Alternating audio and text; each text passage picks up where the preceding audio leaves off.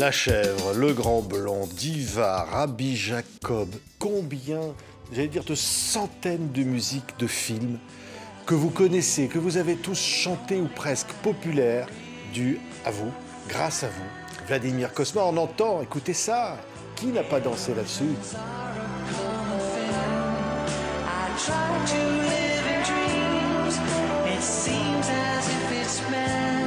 C'est vous, Vladimir. C'est la boum, bien sûr. Et combien de centaines? Vous m'accusez, vous avez fait ça. Combien on a dansé? C'est vrai. Bon. On vous accuse d'avoir provoqué la naissance de plein d'enfants avec le slow. D'accord. Hein, il y en a qui sont nés grâce à vous. Ah ben écoute, merci. Ça vous fait plaisir?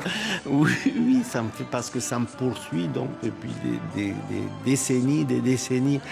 Vous savez, quand je joue la boum dans mes concerts, j'ai droit à la mère, à la fille, aux filles de la mère, à la grande-mère, enfin ça poursuit des générations et des générations de progénitures qui sortent. Oui, c'est magnifique. On voit derrière vous comme ça cette façade d'affiches.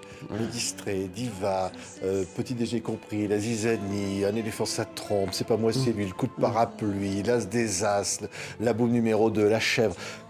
Vous avez composé combien de musique, Vladimir? Écoutez, je sais pas, entre 300 et 1000 de musique de film. Je ne peux pas vous... La classification et la comptabilité est difficile parce que certains prennent en compte les films de télévision, d'autres les prennent pas, d'autres prennent que le cinéma. Une série de télévision qui a 52 épisodes, est-ce que c'est un film ou c'est 50 films? Oui. Si on considère que c'est 50 films, Médecins de nuit, alors on arrive à 1000 et quelques... C'est incroyable. Regardez ce coffret. C'est le 4e. Il s'appelle Les Introuvables. Alors, on y trouve 297 inédits. Il y a 37 bandes originales et c'est le 4e volume. Oui. Et c'est un volume particulier parce que tout à l'heure, on va entendre Volpone, par exemple. C'est une musique pour la pièce de théâtre française, de la Comédie Française. C'est inattendu, ça. C'est inattendu, mais il faut savoir que c'est la première apparition de Jean-Luc Ponty, par exemple, au violon, que j'ai engagé, qui était un collègue au conservatoire, etc., et qui joue pour la première fois dans ce disque-là. Et on entend ses premiers enregistrements avec des musiciens merveilleux comme Eddie Louis à l'orgue ou d'autres. Enfin, oui, voilà. Oui, parce que je le disais, on vous habituait aux comédies populaires, La Chèvre et les autres. Et là, on vous entend pour la Comédie Française. C'est pour le théâtre. Absolument. Oui. C'est un challenge particulier, ça. Et vous savez, nous, les compositeurs, on a toujours travaillé sur commande. La commande peut venir de la Comédie Française, peut venir d'un film, peut venir d'une pièce de théâtre, d'une chanson ou d'autre chose. Mais il n'y a pas de challenge particulier. C'est pas quand j'écris pour l'opéra que j'écris différemment du moment où j'écris pour une chanson ou pour autre chose. Oui, quand vous grandissez en Roumanie, vous écoutez The Voice of America à la radio. Vous êtes dans cette Roumanie d'influence soviétique, vous grandissez là. On a été libérés des fascistes par les Russes. Donc la Roumanie où je suis né, c'était une Roumanie fasciste, nazifiée, comme on dit maintenant. Et les Russes nous ont libérés en 1945 ou 1946. Donc je suis né, mais on a subi après l'occupation des Russes, qui sont Staline, etc. Mais moi, je suis né là, j'ai passé ma jeunesse là-dedans. Et j'ai fait ma culture musicale au conservatoire de Bucarest en entendant des grands artistes comme Shostakovich ou comme Prokofiev ou comme Oistrakh ou comme Richter que j'entendais presque tous les jours. Oui. Et puis voilà, Voice of America, vous écoutez la radio? J'écoutais ça parce que c'était une des seules stations qu'on arrivait à capter difficilement, elle n'était pas trop brouillée et où ça m'a permis d'écouter du jazz ou des disques qu'on ne pouvait pas entendre chez nous à ce moment-là. Dont Chet Baker, écoutez ça. Ça, c'est dans le coffret.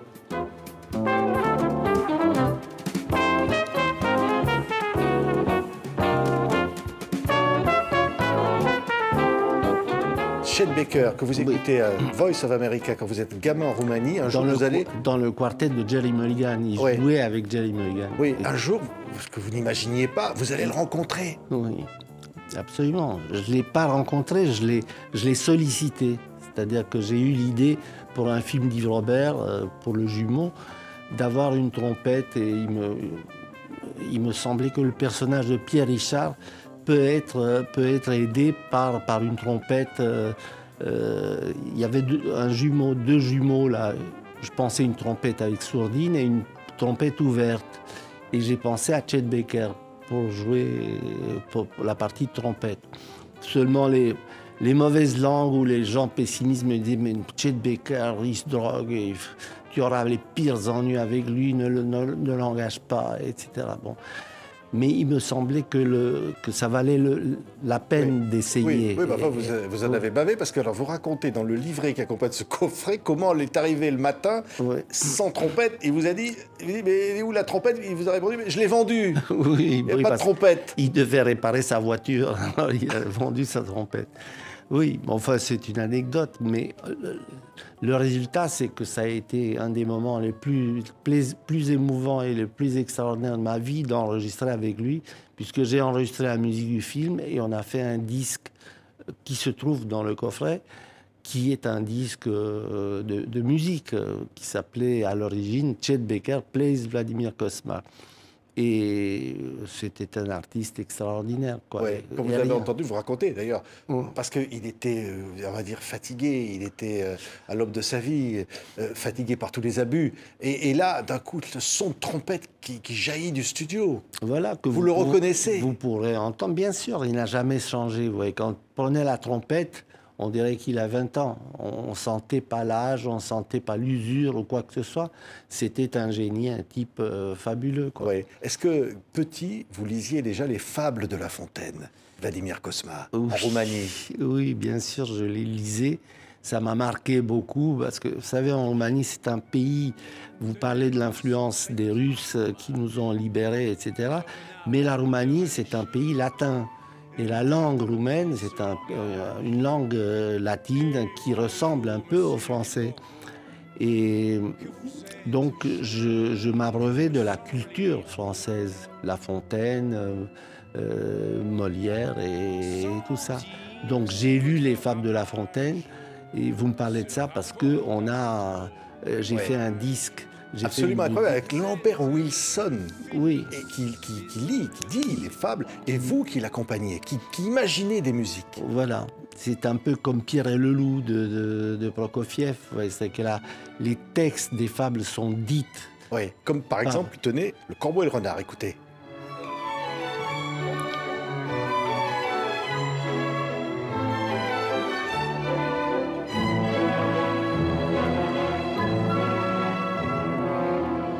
À ces mots, le corbeau ne se sent Le pas corbeau. de joie.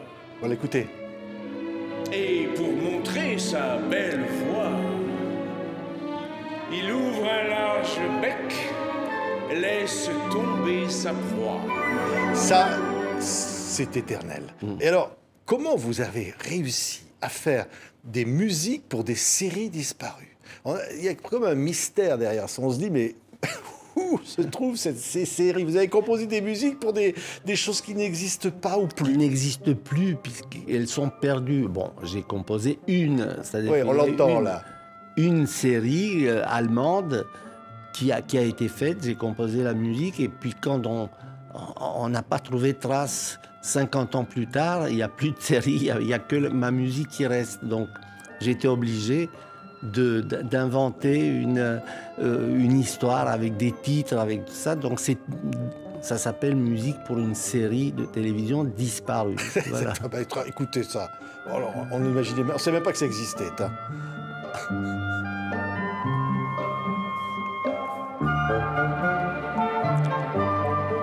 Moi, je pense quand même que la conquête spatiale, ça a dû vous faire rêver en 69, 70, Vladimir. Oui, j'ai eu une commande de la télévision française au moment où les Américains, je crois, sont allés sur la Lune, ou c'était les Russes. J'ai oublié, mais ça doit être écrit dans le livret. Au moment où Neil Armstrong pose les premiers pas sur la Lune. Ah bon? Et alors, la date, c'est le 21 juillet 1969. Voilà, la télévision française a commandé toute une soirée, ils m'ont commandé la musique pour illustrer les premiers pas sur la Lune de Neil Armstrong. Là. Et donc j'ai retrouvé ces musiques et ils sont dans le coffret. Oui, alors ça s'appelle des images spatiales. Écoutez.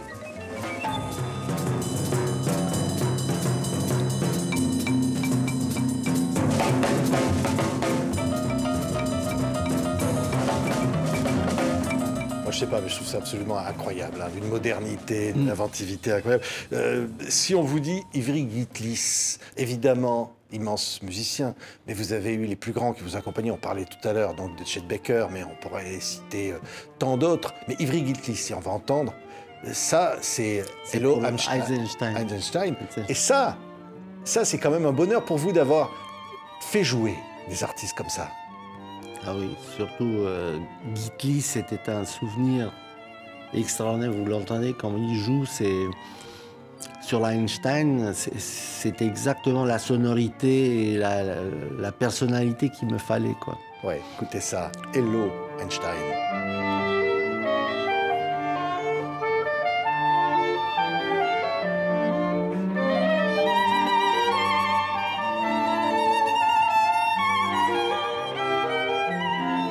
Sonorité.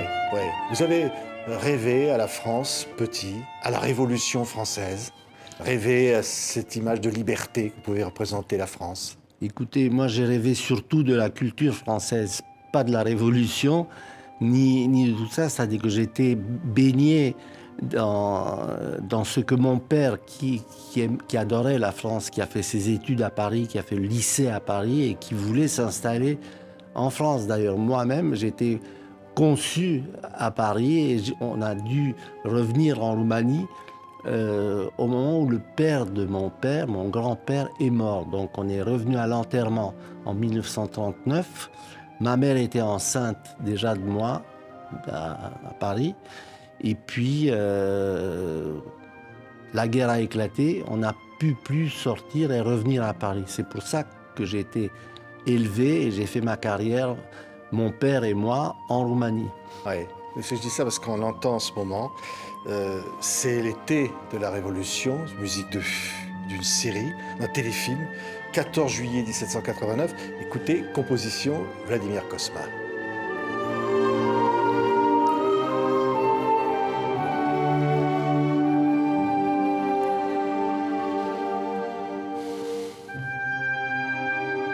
Quand on citait les Ivry Gitlis, les meilleurs artistes, j'ai Roland Romanelli, magnifique accordéoniste, souvent avec vous. Là, on va l'entendre sur du synthétiseur, Sam et Sally, série. C'est une série télévision télé, qui a fait les beaux soirs des années 1970 ou 80. J'ai oublié les dates exactement, mais tout est bien décrit dans le. Ah oui, il y a un coffret incroyable. Dans le livret. Il y a un livre incroyable. Et alors, écoutez ça, parce que ça, on a l'impression.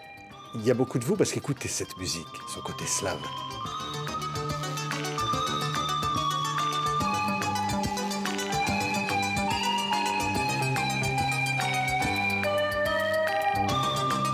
On a vos racines, toujours. Ah oui. Oui, ça coule dans le sang, cette musique qui vient de vos origines. Vous entendez mes origines là-dedans? Oui, ben oui. C'est mon papier d'identité, quoi. J'ai pas besoin d'avoir de passeport, quoi. Ouais. C'est ce qui fait aussi que vos musiques sont tellement extraordinaires, c'est qu'il y a ce mélange. Il y a ça que vous avez mis dedans. Oui, il y a de la gaieté, il y a de la tristesse, il y a de la Roumanie, il y a de la France, il y a tout ça mélangé. Oui. On va entendre Didier Lockwood, formidable artiste aussi, médecin de nuit, encore une série. Tout ça est dans ce coffret des Introuvables. Vous retrouvez comme ça des souvenirs. Ça, médecin de nuit, ça vous rappelle quoi?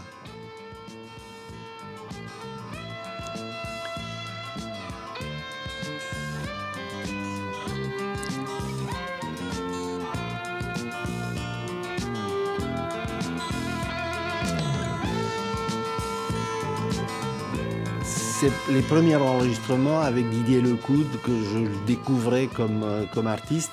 Et je me rappelle qu'il y avait une espèce de sirène de voiture qui faisait pim pam pam en début du générique. Alors les gens me disaient ah formidable ta musique de médecin de nuit pam pam pam pam pam pam. Ouais, ils n'écoutaient que les klaxons de voiture et ça leur restait en tête.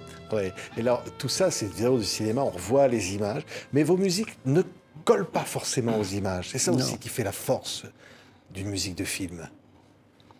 Oui, j'ai toujours essayé de trouver un décalage entre ce qu'on voit à l'image et ce qu'on entend. Je ne voulais pas que ma musique souligne trop les images ou l'action, etc., parce qu'elle se suffit à elle-même.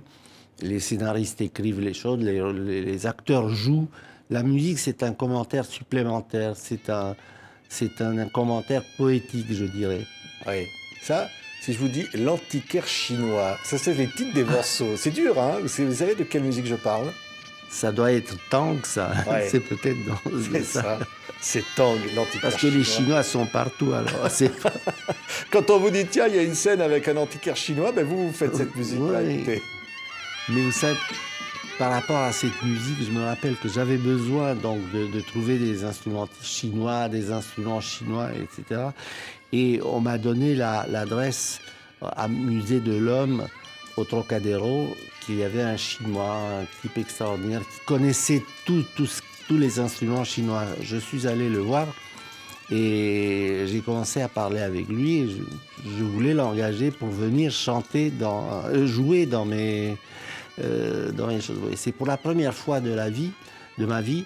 D'habitude, les musiciens vous demandent le cachet, qu'est-ce qu'ils ont à jouer, tout ça. Bon, lui, il me dit qu'il veut d'abord voir les scènes où il est censé de jouer et qu'est-ce que raconte dans le film, parce qu'il veut pas que politiquement, ça soit quelque chose qui soit nuisible à son pays ou à son image.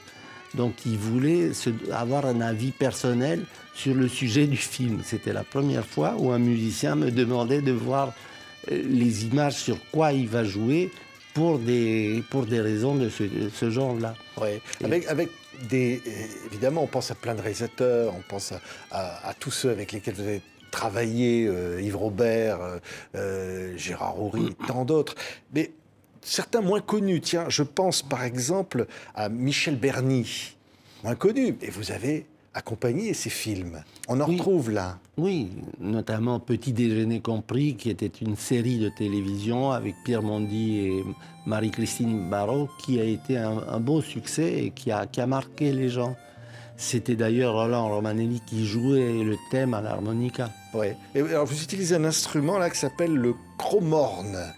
Alors ça, moi je ne sais pas ce que c'est, mais vous allez chercher des trucs c'est bizarres. l'ancêtre du hautbois. Vous voyez, c'est un instrument à hanches, mais qui était utilisé au temps de Guillaume de Machaut. Et donc j'ai utilisé cet instrument-là, mais pas dans Petit Déjeuner compris, dans un autre film de Michel Berny, Les grands sentiments font les bons gueuletons. Oui, mais alors vous allez chercher des instruments comme ça complètement perdus. Vous cherchez des sonorités, vous cherchez des trucs... Oui, il me semblait que dans un film, il n'y a pas que le thème qui a de l'importance. Un thème, une mélodie a beaucoup d'importance, mais la couleur dans laquelle l'orchestre, on le fait, ça a autant d'importance. Dans Le Grand Blond, Une chaussure noire, bon, le fait d'avoir une flûte de Pan, c'était quand même un plus très intéressant. Et c'est dans cette démarche de recherche d'instruments, de couleurs nouvelles que je me suis toujours positionné, situé. Oui. Alors on trouve là, parce qu'il y a Eddie Louis aussi qui apparaît, des grands musiciens, des grandes pointures de jazz. On voit bien l'influence jazz très fortement dans ce coffret-là. Oui, absolument. Depuis que j'étais enfant, déjà en Roumanie, j'étais préoccupé par les musiques populaires de toute provenance, le jazz, la chanson et tout ça. Donc la musique classique, puisque à l'origine je suis un compositeur de musique classique, j'ai fait des études classiques, etc., mais très intéressé, très influencé par ces musiques parallèles. Oui, on y trouve plein de choses. Donc Cool Jazz in Paris. Le morceau s'appelle Touchous. Écoutez, Vladimir Cosma, très jazz.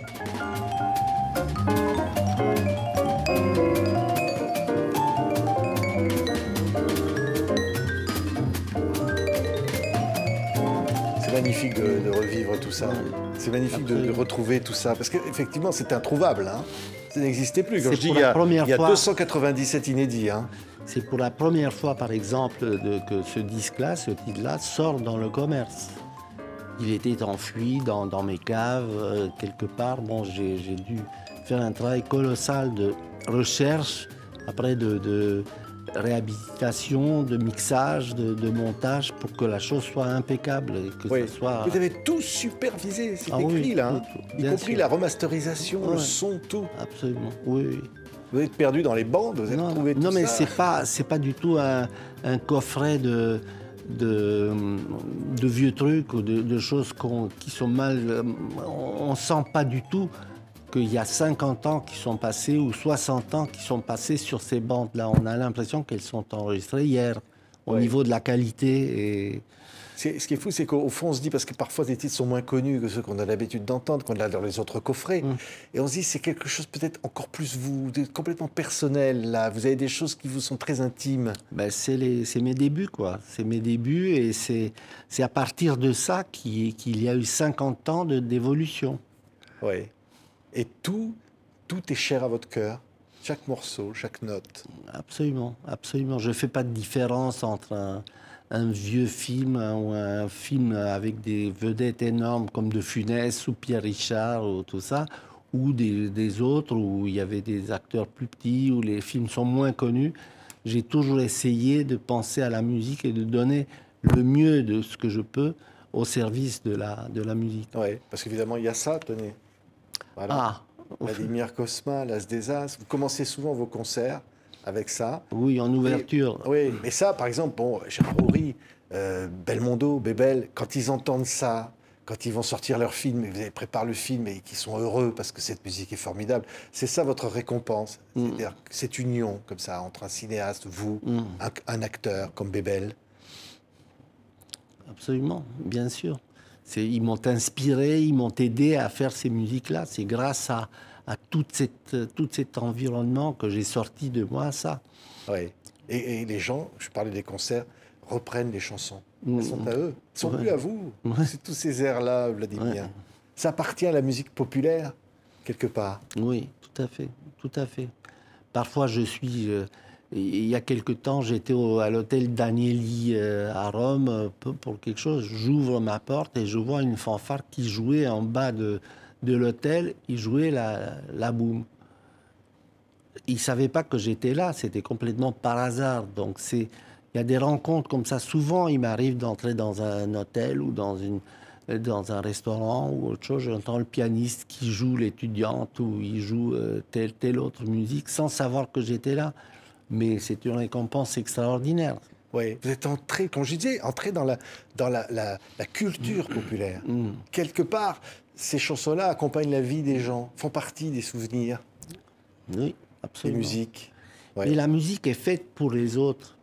Vous savez, quand j'étais petit, il y a un moment donné, un professeur, je me rappelle que je jouais à un concert, parce que je suis violoniste. Donc, vers les 8 ans, je donnais un concert de violon et je jouais un concerto de Bach. Et pendant l'andante, je jouais ça et je fermais les yeux tellement c'était beau et tout ça. Je vivais la chose. Et on me dit, mais vous savez, dans la salle, il y a mademoiselle Nitsulescu Lupu, c'était la reine des professeurs, tout ça, qui est venue m'entendre. Et après le concert, elle vient me dire, mais je vous ai entendu, là, c'était pas mal, jeune homme. Il me dit, mais pourquoi pendant le concerto de Bach, vous fermez les yeux quand vous jouez? Ben, j'ai dit, mademoiselle, c'était tellement beau, j'étais ému et je...